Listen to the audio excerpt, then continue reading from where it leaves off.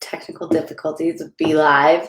But anyway, so today we are going to talk about five tricks on how, or 5 tips on how to trick the algorithm. Tongue twister. Okay, so this was actually a question that was asked of us a while back, and I forget who asked it, so I'll have to give you a shout out when I look back. But everybody wants to know about this algorithm. You know, each platform has a different type of algorithm, and it's really unknown to a lot of us. But there are little tips that we do know that we use that you guys can also use to help get your posts seen more organically. Good morning, Fred. Thanks for joining us.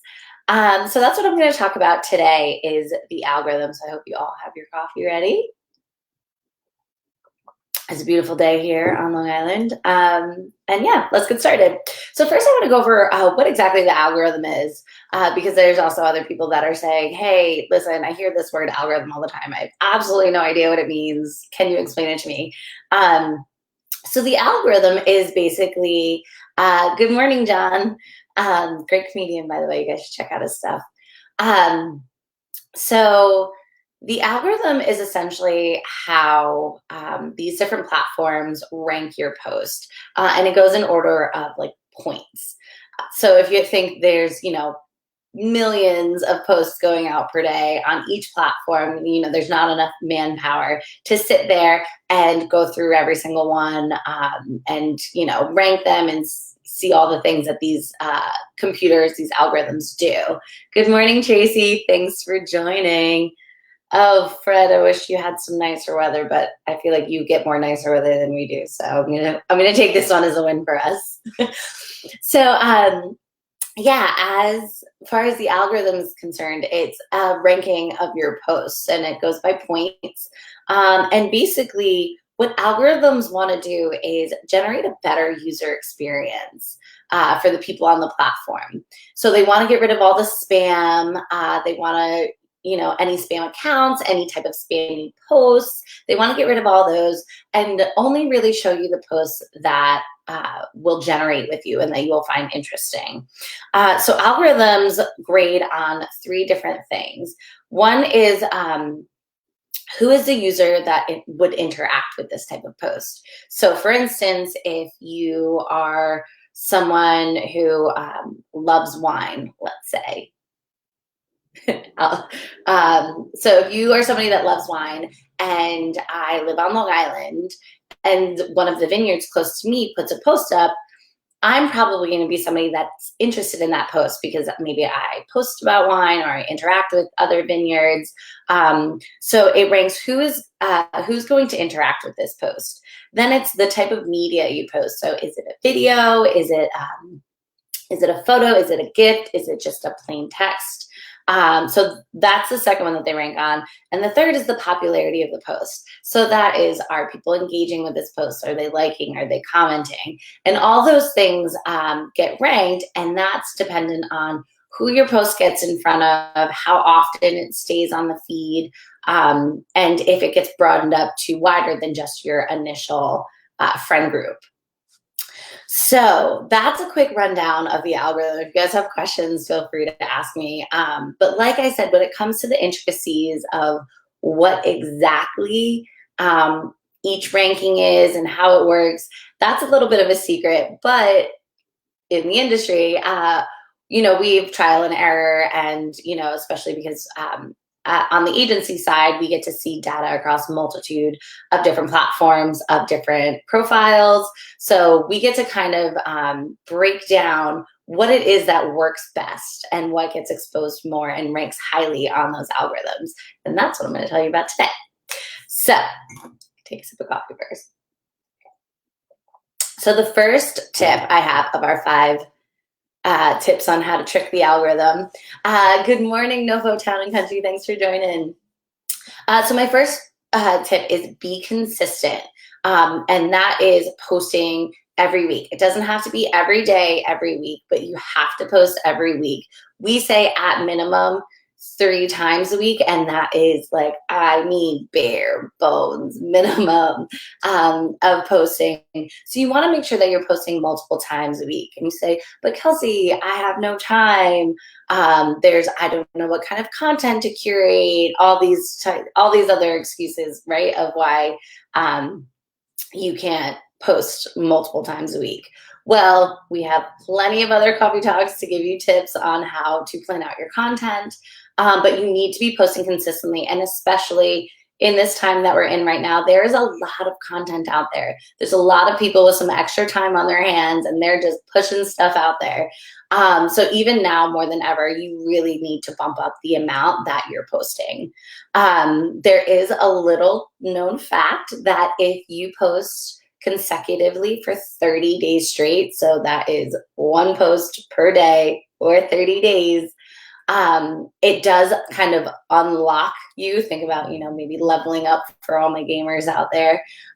It does kind of unlock the next level of exposure when it comes to these different platforms. So you are more likely to be seen organically to a wider audience if you do that whole post every day for 30 days. Now, you can't post every day for 30 days and just stop, because then Facebook will say, what's going on here, Instagram, or, whatever platform you're on. But you want to try to get as much content out there as much as possible. And that is, one, mainly so you have more chances to get in front of your audience, but also because these different platforms register that if you are pushing out content that you care about your audience, that you're more meaningful to them, that they enjoy engaging with you. So making sure that you're being consistent, posting every week, and really trying to get as much content out there as possible. So that's the first one, being consistent and making sure that you're posting as much as possible. The second one, let me flip my page, is engagement. And we talk about this all the time, but mainly engagement for audience focused. No Town and Country said, and you're talking about feed only, right? This does, the 30-day span, which is I think what you're asking about, the 30-day span does count. So yes, stories don't count, it doesn't. So when you're talking about posts, when I'm talking about the 30-day posts, I'm talking about the posts on the platform that register. And unfortunately, as far as we know, stories don't necessarily play into that.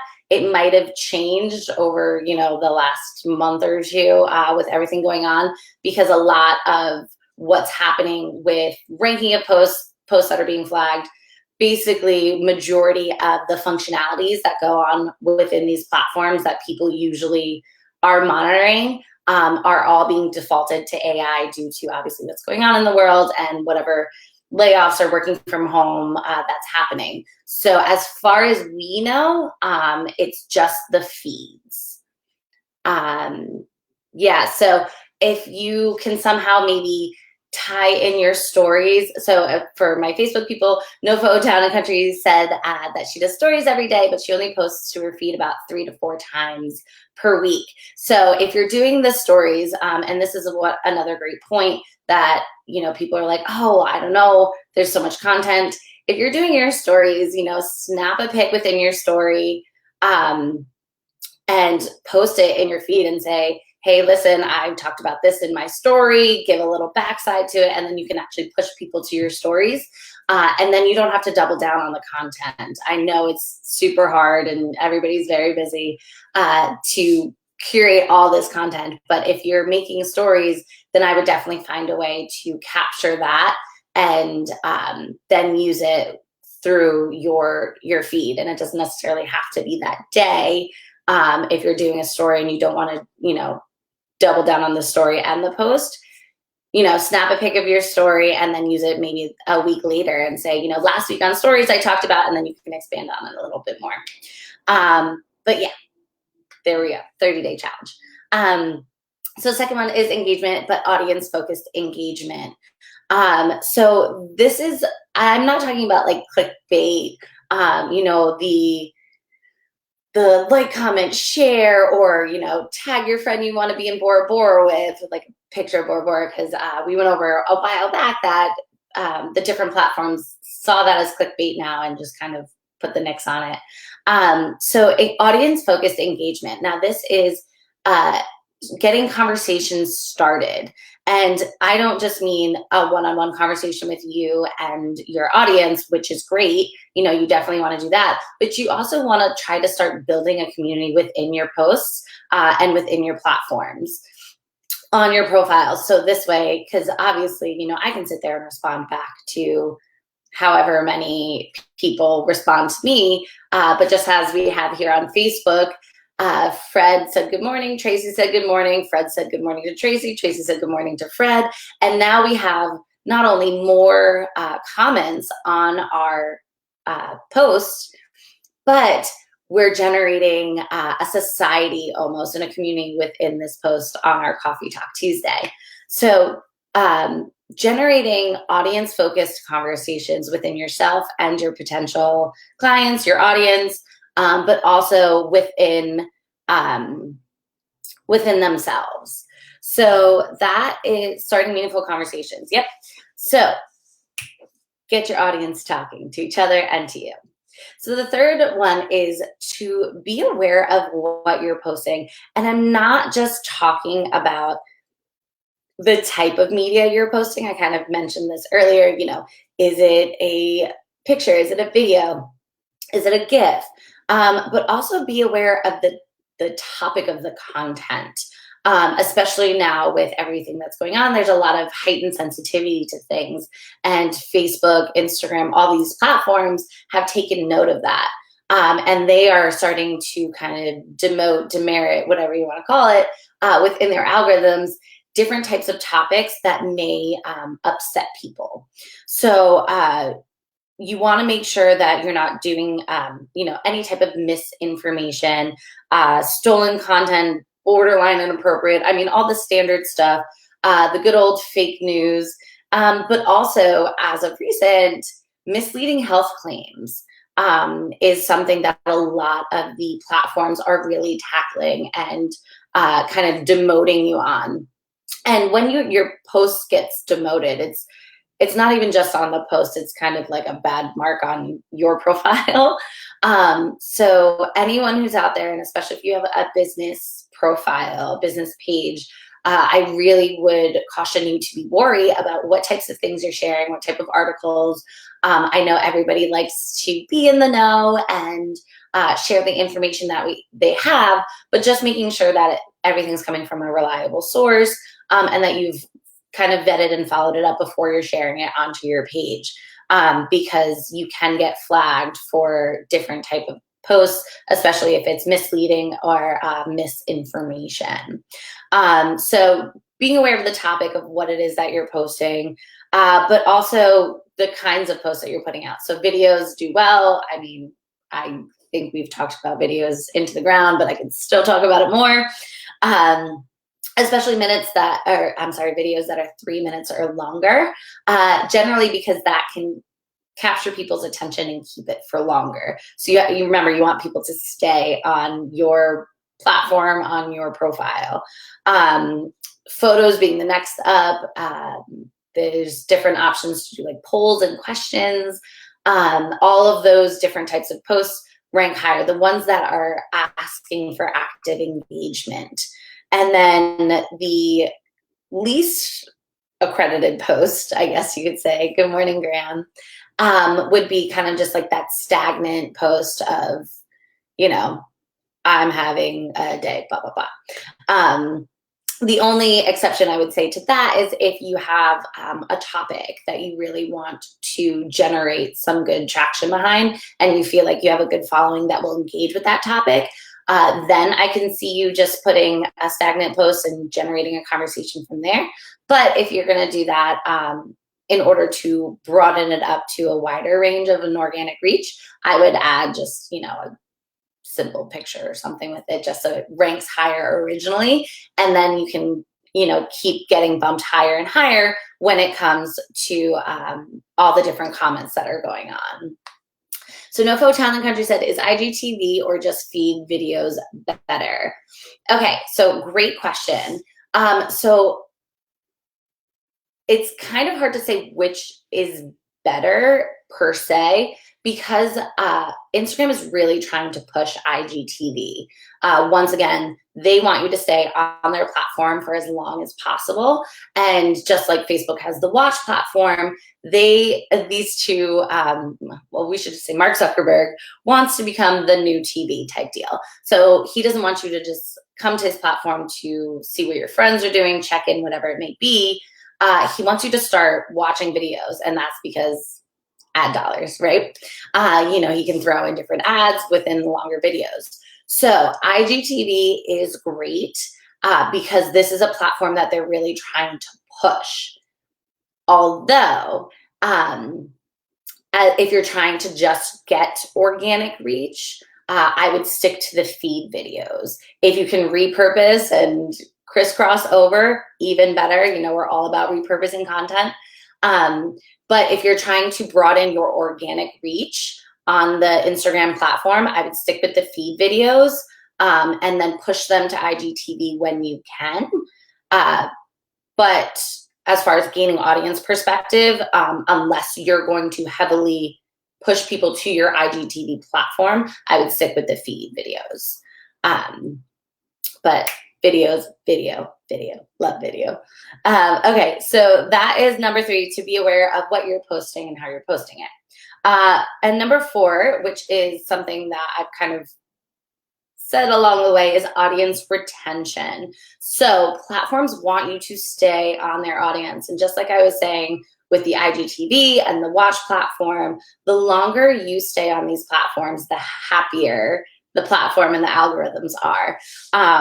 Think about it in the fact that these, different types of social platforms are just data collection agencies. So the longer you're on the platform, the more they're getting to learn about you. They don't know that it's Kelsey Stark sitting in Riverhead, but they do know that, I'm female, sitting in Riverhead, IP address, blah, blah, blah.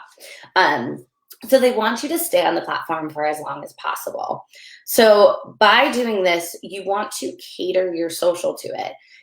Are you a hub of information? That's kind of something that we've portrayed throughout our social profiles, is that we are knowledgeable about what we do and what we're talking about. So we do different posts, different types of videos to guide you along, so you come to our profile and scroll through it and comment and like and learn. So now Facebook knows that you are somebody who's interested in social media marketing, coffee maybe. You just want somebody to drink coffee with on a Tuesday morning. But anything you can do to keep your audience on your platform or on your profile is going to bump you up in all the algorithms. So this is a great use of stories here. Having people watch your stories is really great. And we know that all of the different platforms are pushing their kind of ephemeral content, all of their stories. So using stories for that, making, your maybe you're telling a story throughout. So you can tell a story through multiple posts. Or maybe you're starting, let's say, a garden. And so you put up a video of you getting your garden prepared. And then, every day you're taking a picture of the process and what you're doing and how it's coming along and things of that nature. So, using the content that you're putting out to, once you get someone onto your platform, onto your profile, to keep them there for as long as possible. So maybe somebody watches one of our stories and it's super intriguing to them. So then they go to our profile and they see that we have a live video that went on, and now they watch the live video. And now they're going through our content that's posted on our newsfeed because they want to see what else it is that we do and the fun that we have in the office. So making sure that your platform, your profile, is geared in order to keep your audience on it for as long as possible. And those types of things are going to rank you up. Not only that is, the person that stays on your platform, even if it's 1 or 2 times that they visited your different profiles, they will now see your content higher than people than they had visited prior. So you're more likely to, if you continue on with the same type of engaging content that you're putting out, you're more likely to have them return back, engage with you and things, so on and so forth. So now you're broadening your reach and gaining more followers. And then also, let's say person A is engaged with you, looked at your profile a couple times, and they really like what you do. Person A is friends with person B. Person B acts similarly online as person A. Then these different platforms are going to assume that person B is also going to like what it is that you're doing. So even though you don't have direct connection with person B, they're now going to be able to see your content and the things that you're putting out, because these platforms within the algorithm will think that they're intrigued in the same things as their friend, in which case you're now opening up to a broader and broader audience. So audience retention is a huge thing to keep in mind when you're posting, whether it's streamlining and having one going into the other, or if it's just really honing in on what it is that your audience is seeking and just blasting that out in the best way possible. And finally, and this is probably going to be a funny one for a few people, there are points for originality, especially when it comes to video. So, and this is only as of recent, if I'm being honest, that the different platforms have started to bump up any type of original posts. So, the resharing of the post, the sharing of the post, those used to do well, and they still do okay.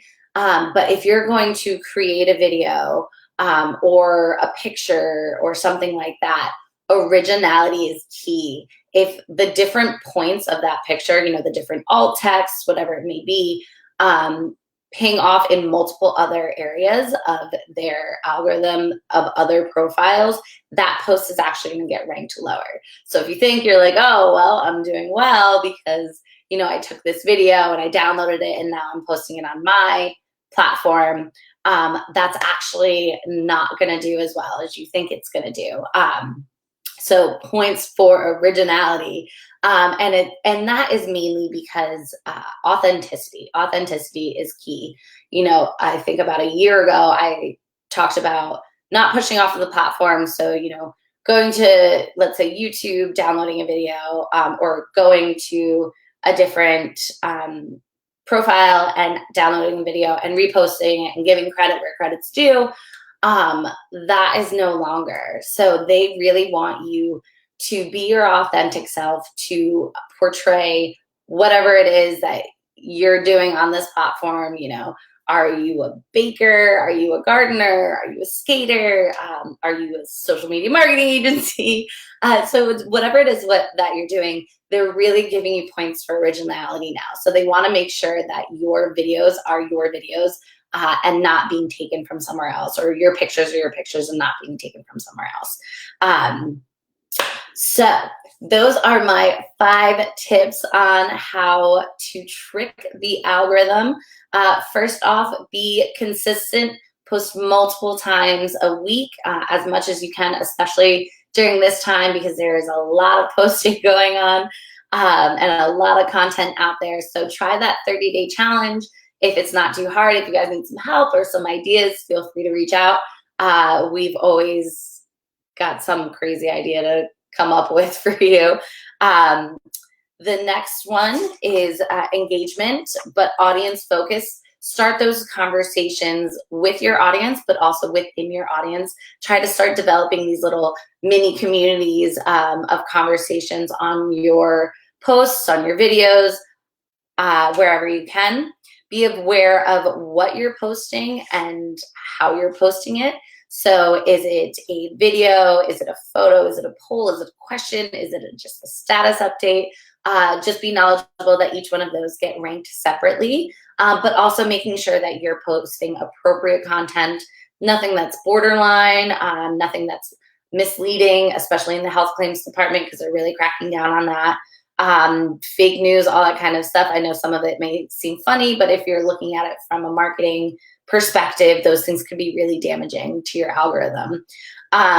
Number 4, audience retention. Do whatever you can to keep your audience on your platform for as long as possible, or on your profile. So whether that means having a string of information, different topics on different days, or maybe you're telling a story, the story of how you've come about. If you're doing something entertaining, you know, see what happens next. Whatever it may be, keep your audience retention in mind. And number 5, be original. Try as much as you can to make your own original content. I know it can be super difficult sometimes and very time consuming, but you do get points for originality on these different platforms, and that will rank you up higher when it comes to the different algorithms. Okay, so thank you so much for tuning into Coffee Talk Tuesday. And I did want to end with this.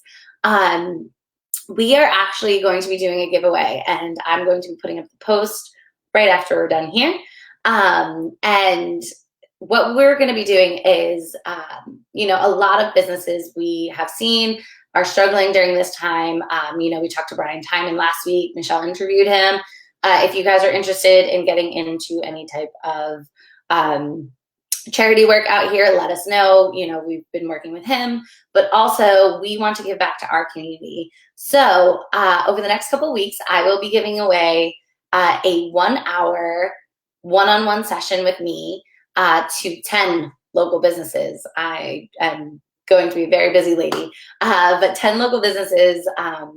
We're going to be giving back that hour one-on-one session. And basically what we're going to do is break down your current value proposition within your business, talk about how you can adapt and thrive during this time, and what type of value you can bring to your current or potential customers. And then we're going to talk about how to market it and how to stay within your budget, which hopefully you have one. And if you don't, we'll talk about how to do it organically. But that is going to be happening over the next couple weeks. So I will be putting that post up in a few minutes after I'm done with Coffee Talk. If you guys know of anybody who could value from this, or somebody who maybe is trying to start a side hustle during all this, make sure that you check out the next post, tag them, do all that fun stuff that we ask you to do, because we really do want to help our community thrive during all this. So thank you all for tuning in to Coffee Talk Tuesday. I hope everybody is staying safe and sane. I hope all the mothers out there had an amazing Mother's Day on Sunday. And I will see you guys in a couple weeks. Have a great day. Bye. Fred. Perfect. Thanks so much, Fred. All right, guys, have a great day on Facebook.